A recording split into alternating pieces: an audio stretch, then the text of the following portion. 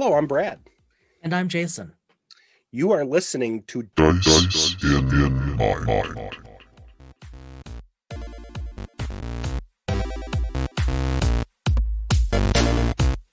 I have been trying to get you for, oh goodness, it has to be 7 years to play Star Trek Online. I know. And I played it for a while and then I stopped. And then I don't remember what precipitated me going back to it, but I ended up like wholly addicted to it. Yeah. Um, and suddenly realized that over the time I'd accumulated all this, in effect, currency or coin. Yeah. That's not the right Yeah. term, but for the sake of discussion. And I had enough to buy a ton of different starships. Right. So I bought a NX retrofit. It looks like a mini Enterprise.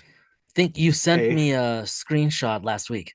Yeah. Yeah. And I bought all these ships and just outfitted them to the core, and then would go into battle with the board with my little Defiant class and scoot around as these big starships were trying to maneuver. And here I am maneuvering with this little Defiant class or this little NX1 class, and was just totally in love with all the different ships in Star Trek Online.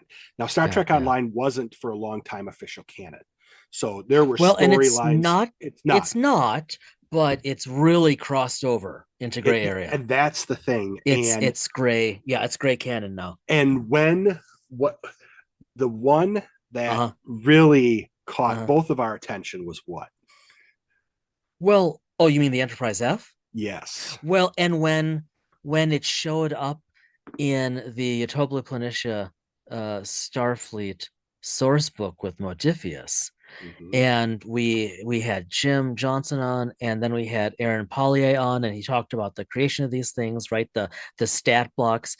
When we saw that respectively, it was like kind of a moment, like, whoa, what's happening here? And then to extend it farther, we know that some of the designs, some of the ships from STO are now being canonized in Star Trek Picard. Yes. And so, I mean, it's truly gray canon here, where some of these ideas, they are of such caliber. And, it reminds me, and I almost brought this up in the upcoming interview, and I didn't want to waylay us, but it reminds me of the situation with Star Wars in the 90s. You know where I'm going to go with this, where there had been a lull, and then the West End game came out. Shout out to Bill Smith. And then when the movies were starting to come back, Lucasfilm went to West End, and you basically, look, you guys were in our vaults, we'd like to be in yours, and all kinds of material from the West End source books, which I truly think remain some of the best RPG sourcebook material ever to have been created for any system. You have been saying that forever, and when they reissued back in the day when it was FFG, when they reissued the two book, they reissued the original West End source book, and then the core rule book, and then also the source book. And phenomenal material. But back to Star Trek. So I have not yet played STO. Shame. I know. For shame. I'm totally negligent in my Star Trek timelines, and Starfleet Command, or whatever they. I haven't had the time, and otherwise I can just, it was different when my girls were little, and I would end up sitting somewhere like at the dance studio for an hour and a half. I could spend some time in these games. I think to be perfectly honest with you, I think the problem would be is if you and I started playing it together, I think we would be done with the podcast. I think any available time we'd have would. I need to remain employable for a while longer. My girls have to go to college, right? Yeah. I could see I ended up stopping just because of work. Yeah. And things got in the way, and I haven't gone back yet, but I did re-log in because I wanted screenshots of pictures of the ships. And look, let's just call it what it is. So the ship designs in Star Trek Online are gorgeous. Yeah. The artwork is gorgeous. And I mean, I'm not a giddy kind of person, but by nature, but as I said to you before we hit record on this episode's interview, I said to you, you know, I'm feeling it. I'm really excited about this one because we had the true pleasure of chatting with Thomas Marrone, the associate art director for Star Trek Online. And he was kind enough to waste his time with us to walk us through not just his own personal history and evolution as an artist, as a creator, but also some of his design logic, his thought process of creating ships. And I did not expect that to go where it went. No.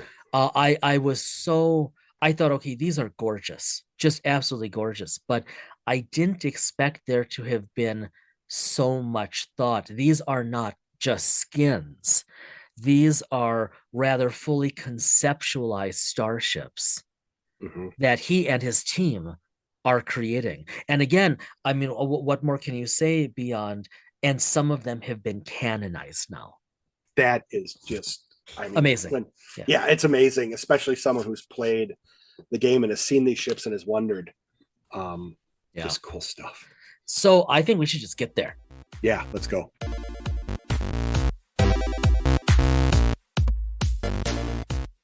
Thomas Marrone is the associate art director for Star Trek Online, where he provides multidisciplinary leadership on a long-running and successful, massively multiplayer online role-playing game.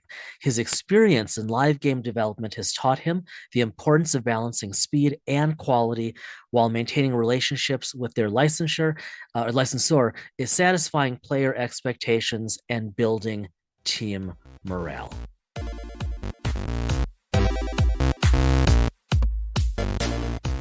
We have with us Thomas Marrone. Thomas, thank you for joining us today. So much. We've been really looking forward to it. We've been, as an STO player, I've been familiar with your art. Jason is, just because I take lots of screenshots. So many screenshots. From my fleet. And so when you said that you would join us and talk about art and everything and Star Trek, you made our day, and I think Jason got a little fanboyish giddy about it. So well, I mean, there's just a reality. Your artistry, it's just your ships. Like right before we got on, I was back on your website, just dragging around the models you have up there. And I mean, God, Thomas, they're just artistically stunning and so realistic. And I think for people like us who have been inveterate Trek watchers, right, since the movie started coming out when we were really little, right, the ships have always been, honestly, first and foremost, the characters. Like we were talking about this with Jim Johnson, who's with Modiphius, and right, and just getting into how the ships are the characters, and then we look at your artistry, and it's like, who doesn't want to tell stories about these incredible machines and the adventures on them? So yeah, we're delighted to chat with you and to pick your brain. No, thanks so much. Thanks so much for having me. I always love to shoot the ship, as I call it. We'll just get that one out of the way right away. That's great. But I think I've been a passionate Star Trek fan since I was a little kid. I watched Star Trek with my mom. And she made us matching uniforms. I think one of the first Halloweens that I can remember wearing a costume, it was a Star Trek costume that she handmade. From you used to be able to buy patterns in Walmart, right, for costumes. Maybe you still can, I don't know, but mom bought a season 1 next gen uniform, and she made a version for herself, and then she scaled it down for me, and we had our matching Star Trek uniforms. So it's definitely in my blood. And then as I grew up, I would just draw starships in the margins of my notebooks at school. And I actually was going through some papers last night at my desk in the office, because we're kind of Cryptic is kind of reshuffling. We're doing fully remote work now, so we're going in and clearing out our stuff from our desks. And I found some old notes that I took during Star Trek online meetings, but I still was drawing spaceships during those meetings. It's like even in my like Star Trek job, I'm still like distracted by Star Trek ships and have to keep drawing them. So was TNG your introduction to Star Trek? Yeah, absolutely. The Next Generation was, when it was on the air, first run, it was syndicated, which was unusual for shows of Right. that kind of caliber and budget. Mhm. I think it was syndicated because it was Star Trek, and that gave the studio a bit more flexibility with how it could sell the show, right? Right. And so in our market, in the St. Louis market, it was always on at like 10 p.m. at night. And sometimes they rerun it like Sunday afternoons or something. And so I would, usually we would tape it whenever a new episode came on, and Mhm. and then we'd watch the tape in the morning. And of course, like I think that helped me become tech savvy in an early age, because I needed to know how to program the VCR to tape Star Trek, because it was not too late for me to watch when I was a kid. And I sometimes, very very rarely, but sometimes they'd let me stay up if it was like it was like the season premiere or something. I think sometimes I got to stay up late and watch. Yeah. Like Yeah. did you get to do that for the Borg episode, or for the Wolf 359 episode? Yeah, I don't, I might have been a little too young to sort of understand like the drama of that at that point. Yeah. I would have been uh maybe 9 or 10, I don't know. So like I Mhm. think some of that might have gone over my head, and I probably wasn't super invested into it as a show. I think probably until season 4 or 5, when I Right. started. I mean, Right. like I remember I'm pretty sure that I watched, in Unification. I think I watched that when that came on. That was sort of like So season good. 5 of TNG, and then Undiscovered Country. That's sort of when I Right. came into my own as a Star Trek fan, and really Mhm. I'm sure my mom sort of was like, "What have I done?" I created a monster Well, when I started getting into it way more than she ever did. well, it seems to have worked out for you. Yeah, that's true, I guess. Hey, with Um, the costumes, were you engineering, science, or command? Oh my she gosh. made me a command unit, but I was an ensign and she was a captain, of course. That sounds about Okay. right. Yeah, Okay. that sounds about right. She So had to set the expectations early on, right away. yeah, Yeah, So, exactly. yeah. Look, if she's making the costume, she gets the pips. I mean, Hmm. that's just. yeah. So I'm curious. I mean, have you? I guess you kind of hinted this, but have you always been an artist? Like just from growing up? I mean, have you always been drawing? Always been doodling? Was that something that drew you? No pun intended. As a little kid, or did something spark that? Yeah, my dad, for a long time in his career, he was a graphic designer and a draftsman. And actually my mom she never really kind of cultivated the same way my dad did, but my mom also has an artistic eye that she's been exploring lately, which has actually been really cool to see somebody in their 70s like That's pick up a new cool. hobby and then like really excel at it in a way. Like she started painting, and she has a great style. And so I think Wow. it I got lucky there that we're both parents had a different kind of artistic inclination. And Mhm. it was just something that I like to do. I like to draw. My parents have pictures of like the Enterprise D fighting some Romulan warbirds that I think I made when I was, Mhm. 8 or 9, and still like I still have it. And Star Trek really fed into that. Like I think it captured my imagination, and I wanted to draw the ships and stuff. And so as I did Mhm. that, then my parents were very supportive of that as I guess a hobby first, and then later an area of Right. study. Right. And it's just something, yeah, I always done. So Yeah. you went to school, obviously, and if I remember correctly, Jason, you looked this up as well. You got your MFA, No, BFA, right? BFA, BFA, yeah, Yep. yeah. BFA. Sorry, And then did you BFA. go into did you like go professional like right like actually find a job right after that? I did. Well, yeah. So I got my BFA at Truman State University, which is a small state school in Yeah, cool. northeastern Missouri. Hmm. It's a great school, and I had a great time there. And it's a it's a state school, but it's very academically focused. It's Yeah, very, of course their marketing material, and I think every college has the same sort of like, yeah. the Midwest of, or the Harvard of Southern Kentucky or whatever. Like, but That's right.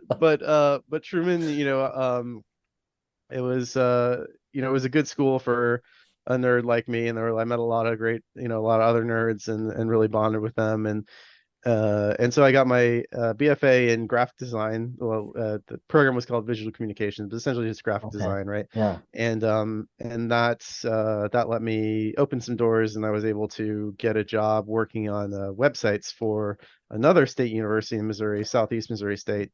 Cool. And I worked there for about 5 years, and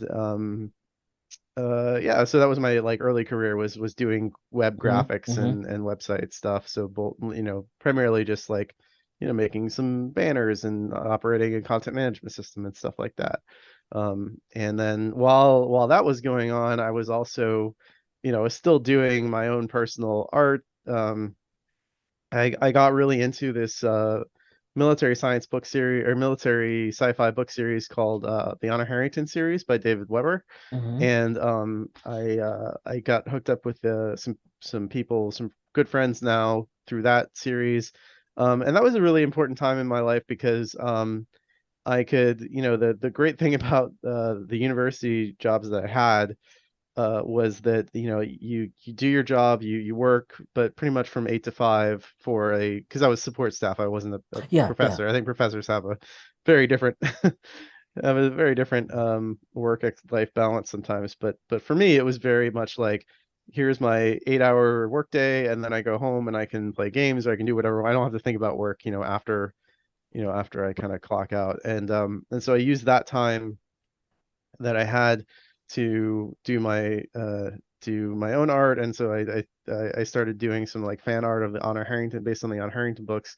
I got connected with these guys who actually knew the author of those books, Cool. and that's spun in this whole other thing. But I mean, one of the cool things about that experience was the Honor Harrington universe, and those guys were very focused on kind of the form, or excuse me, the function, right? The why this needs to look a Oh certain yeah. way, because this is how it works, right? Hmm.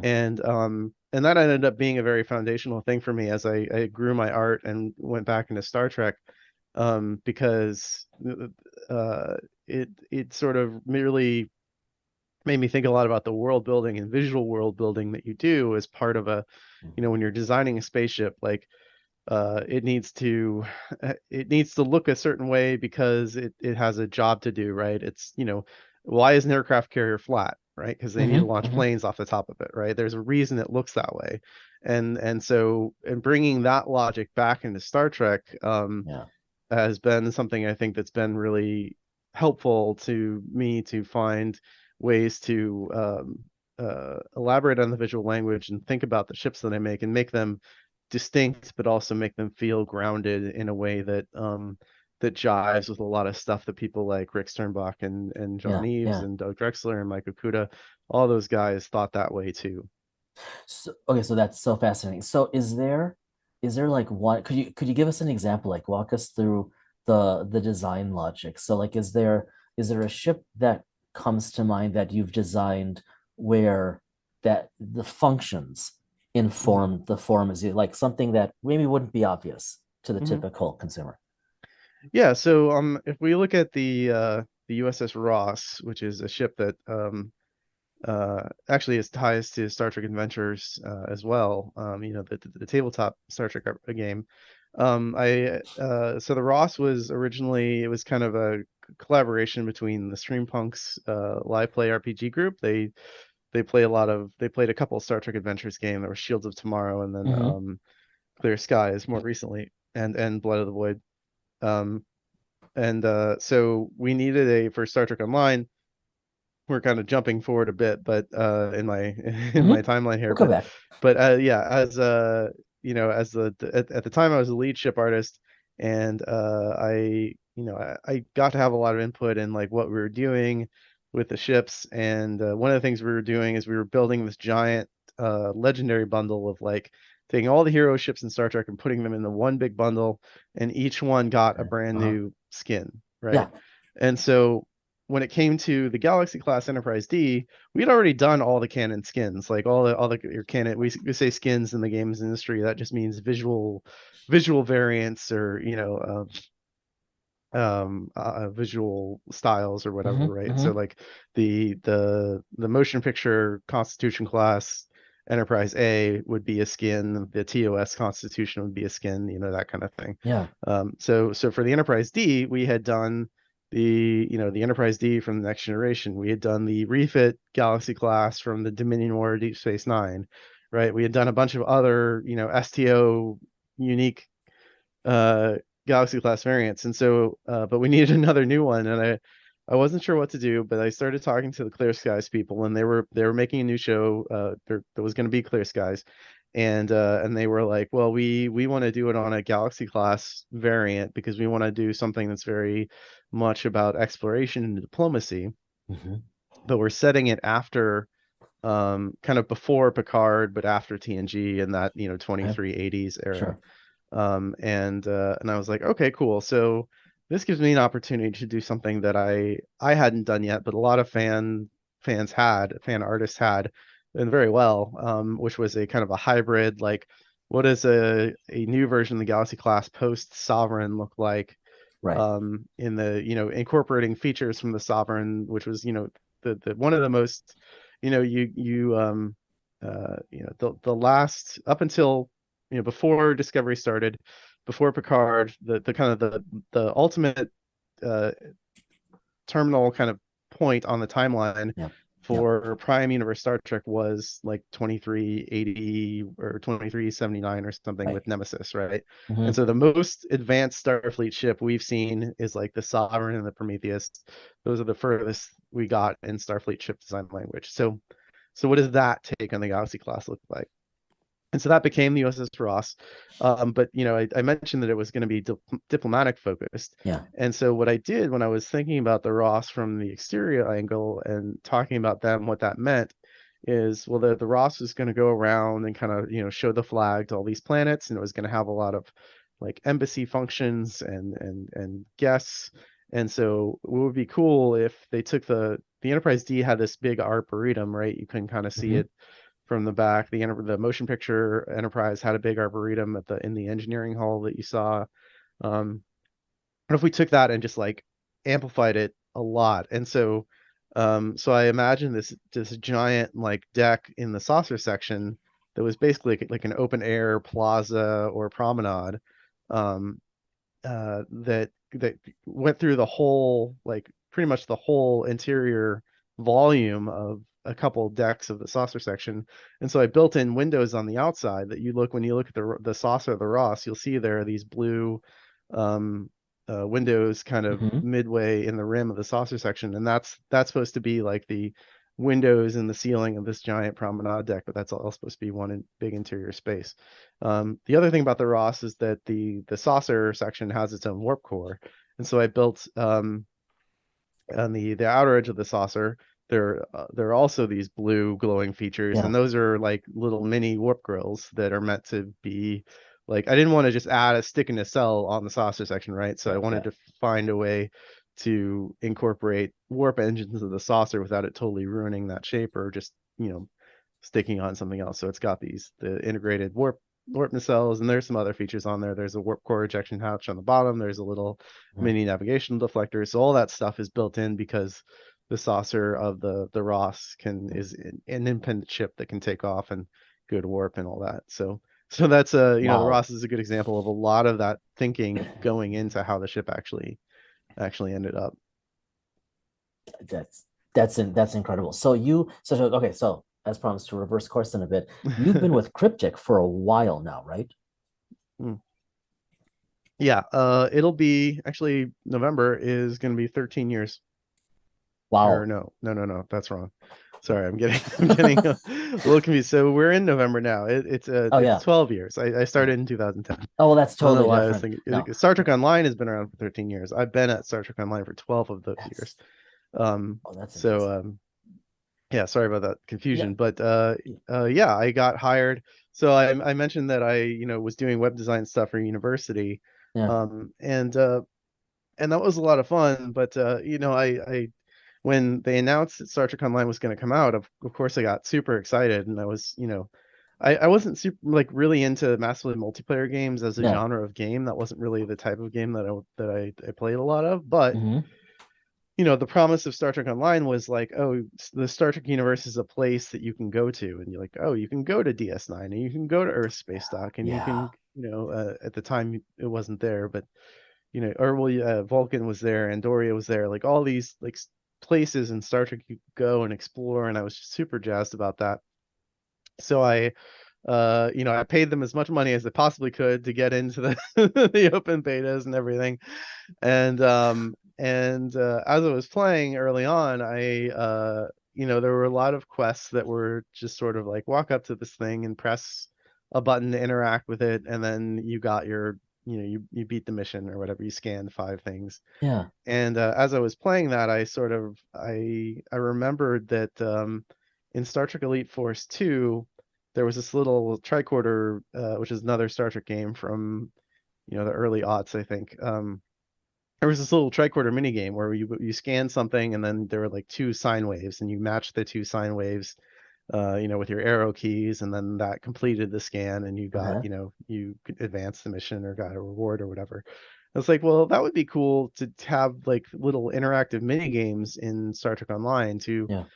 to have a bit more of a like a gameplay element to the science of it, right? Because Star Trek is there's some action and ships blowing up ships and people shooting each other in Star Trek. That's just kind of it. It's an action sci-fi series to some degree, but it's also should be about the science and discovery too, right? Absolutely. And so how do you gamify that? And so the Yeah. mini games Yeah. is a way to do that.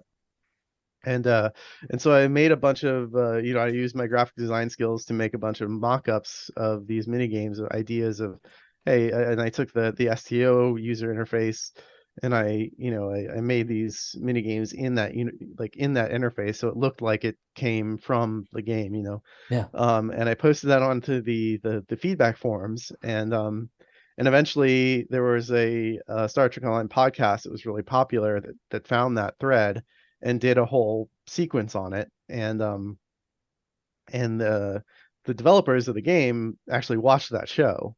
And so I don't think they had seen the thread necessarily, but when they Yeah. saw Yeah. it featured on the podcast, like, oh, hey, this stuff's really cool. And Wow. so the community manager reached out to me and eventually like negotiated a thing, and they actually bought the art that I made so that they could incorporate it into the game. And that was actually one of the conditions was like they offered to make me an NPC in the game. So I was like, of course, I want you to make That's awesome. Thomas Marrone into a Star Trek character, and so they did. And so at first he was Commander Thomas Marrone, and then eventually got promoted to Captain. Um, Nice. but yeah, so that's how I got on their radar. That's how I Yeah. got on Cryptic's radar as like somebody who had artistic skill, I guess. And then a few months later, there was actually a job opening at Cryptic for a web designer, right? I don't know Oh anything yeah. about making video games at this point, Yeah. but I am a graphic designer, a web designer. And so and it was essentially my thinking was like, well, I don't really want to make websites for them, but I do want to work there, and I want to Hmm. eventually Hmm. find a way to work on Star Trek Online. So I'm just gonna, Hmm. do whatever I can to Nice. get my foot in the door, right? And so I applied and got the job, and then from there, eventually I did get on the SEO team. Yeah, and I mean, just have been climbing and climbing and climbing. So you must have, do you have your fingers and or oversight of any of the starships, all of the starships that come out for the game at this point? Yeah, so that's my trajectory once I got on the team was I started as a UI artist who was doing buttons and user interfaces and stuff like that, and that that because of all the minigame stuff that I did. Yeah. Eventually I moved over to ship art, and then I became the ship lead. responsible for managing all the ships, and now I'm the associate art director. So essentially, I'm the kind of the number 2 artist on the game. Um, I report to the art director of the game, but I help him manage the whole art team. So cool. But ships are still kind of my Yeah. responsibility too, and so I handle a lot of our outsourcing. I don't get to build a lot, get a lot of hands-on time myself because I'm now more of a manager. But but I'm looking, I'm working with all of our outsourcing partners. I'm mentoring our internal artists, and so I'm still have a very close eye on what we're doing with ships, and pitching, like, here's what we can do, or here's what we should do, that kind of stuff. Yeah. You mentioned, Pathfinder and Prometheus class. What was, and this is a loaded question because I imagine you have a real affinity for any ship. What is the favorite one? And it may be what you already mentioned, the favorite one that you designed that kind of feels like, wow, this is really mine, Yeah. That's a challenging question because there are a lot of things that, there's one thing where, when you do a lot of different designs like this, usually what happens is, there are 2 things that can happen. The first thing that can happen is the thing you just did is usually your favorite, right? Because that's just what you remember spending your most, blood, sweat, and tears on.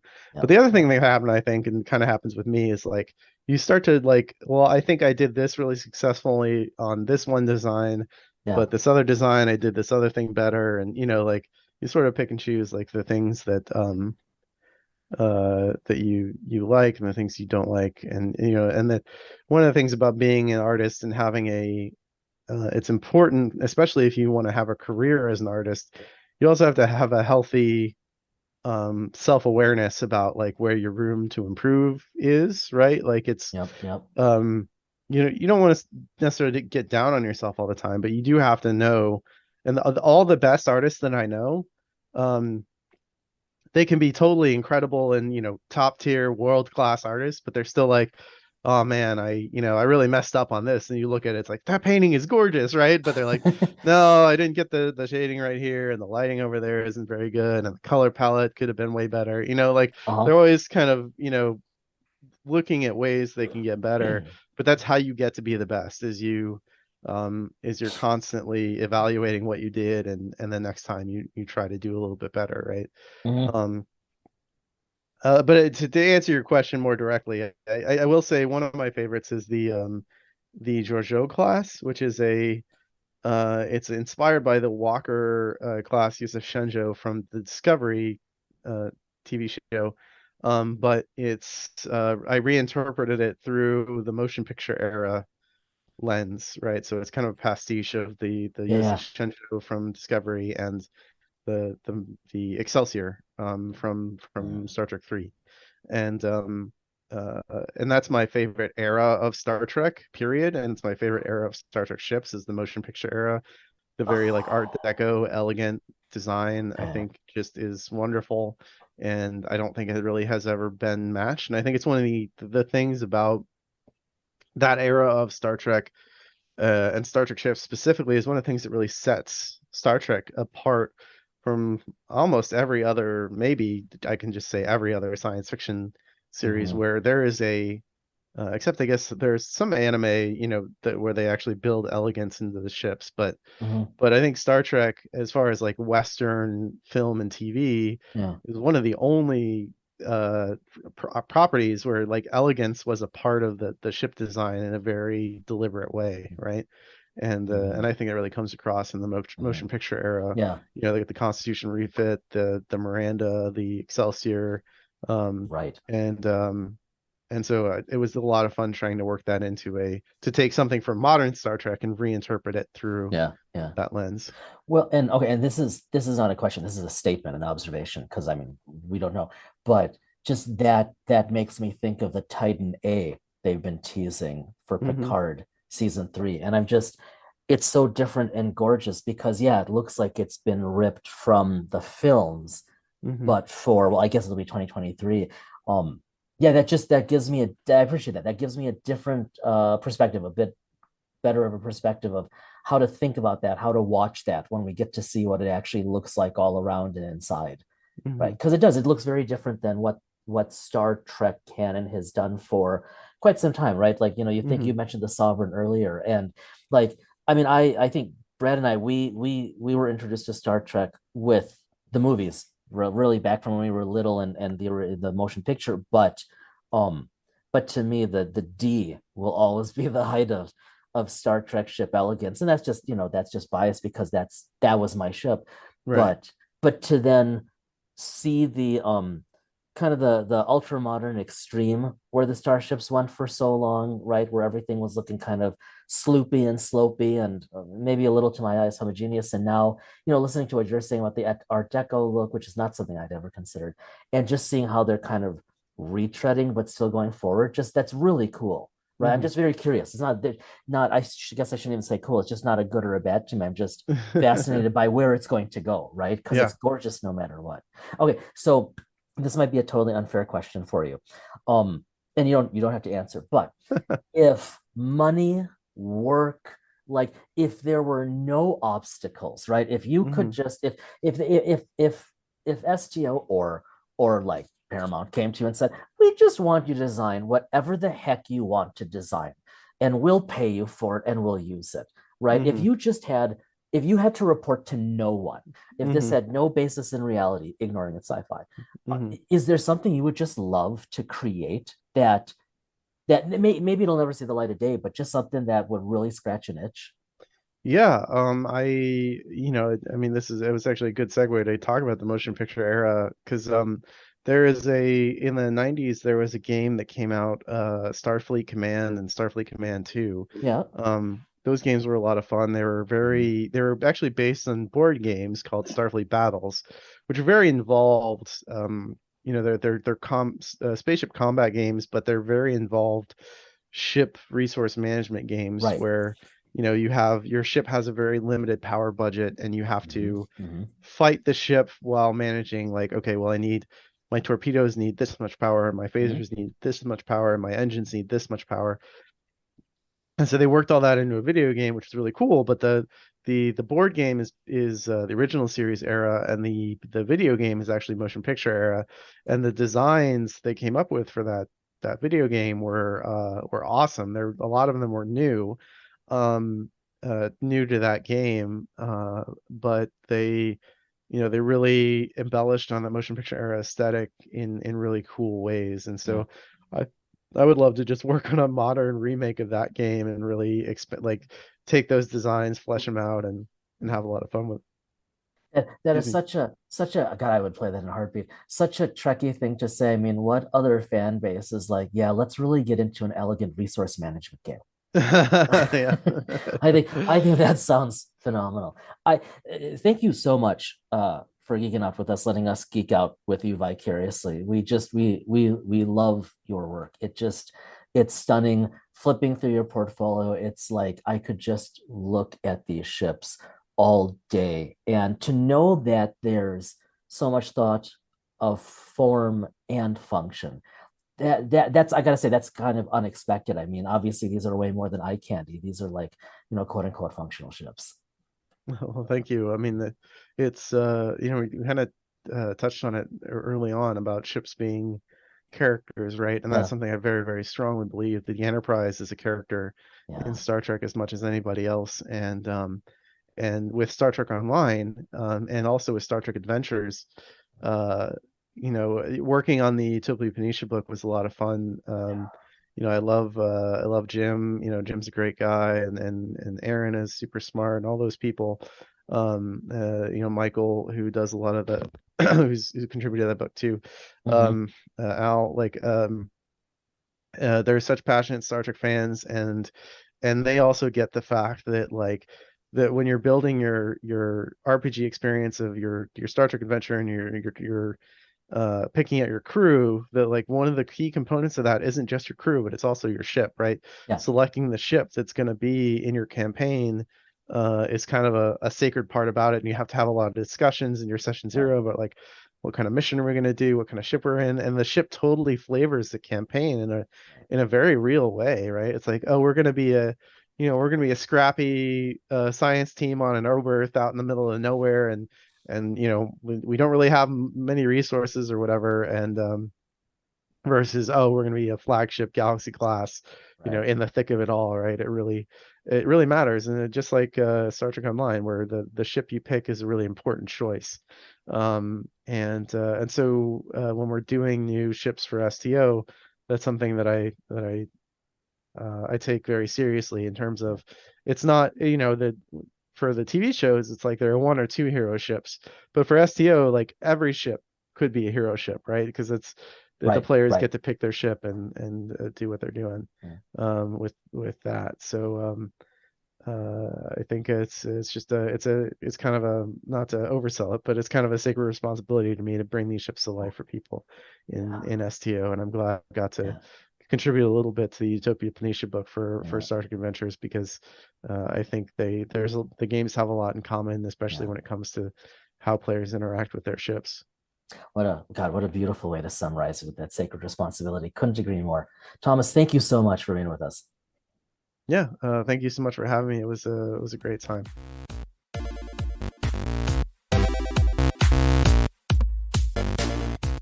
Okay, well, again, Thomas, thank you so much for taking your time with us on the podcast.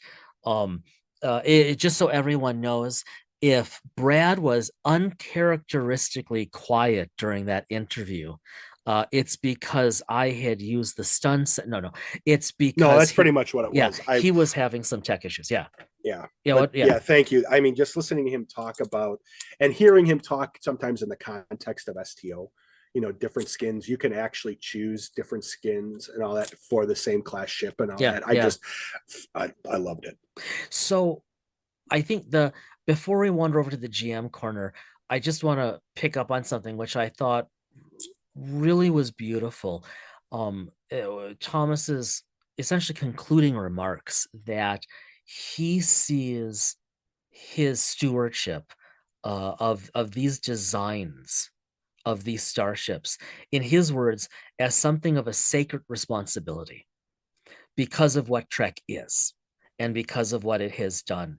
And I just thought that summarized the whole matter so well. If for those of us, no surprise, I'm pointing at myself here, but for those of us who take Trek so very seriously for what it is and what it represents, I thought that was just an elegant way to put it. Yeah. All right, let's wander over to the GM corner. I don't even know where to go after that. Well, so let me remind you, I mean, somehow it's already December. Yeah. It feels like just the other day November began. It does, doesn't it? It's weird. Breaking the fourth wall. We're still recording Yeah. this in November. You're not supposed to say that. So, but November was a long month. You know what? Yeah, we'll come back to that. So what's on your desk? What's on your mind? I lament the fact that I can't play STO as much as I would like to. Yeah. That's the first thing. Second is, since we've gotten through live play with D&D, loved it, but it's got me hankering to play something different. Okay, say more. And what I mean by that is a different role-playing game. And that's not against anything else. I don't know if that means it's time for us to break out the Modiphius books and the Rules Digest and have at it, or I think it is, or if we look at some, we've done some Star Wars, we've done some D&D. We had a half-baked attempt at Pathfinder. When we first started doing it, we did no justice to Pathfinder. I have been reading the second edition stuff. It's phenomenal. I think that's something we should talk about in 2023. Excellent. But I think so. I'm just thinking the game that we've talked about a lot, we've done some writing on, we need to do some Star Trek gaming. That plus the other one that I really would like to do is, I've done some moderate world building with Green Running's Modern Age with the age system.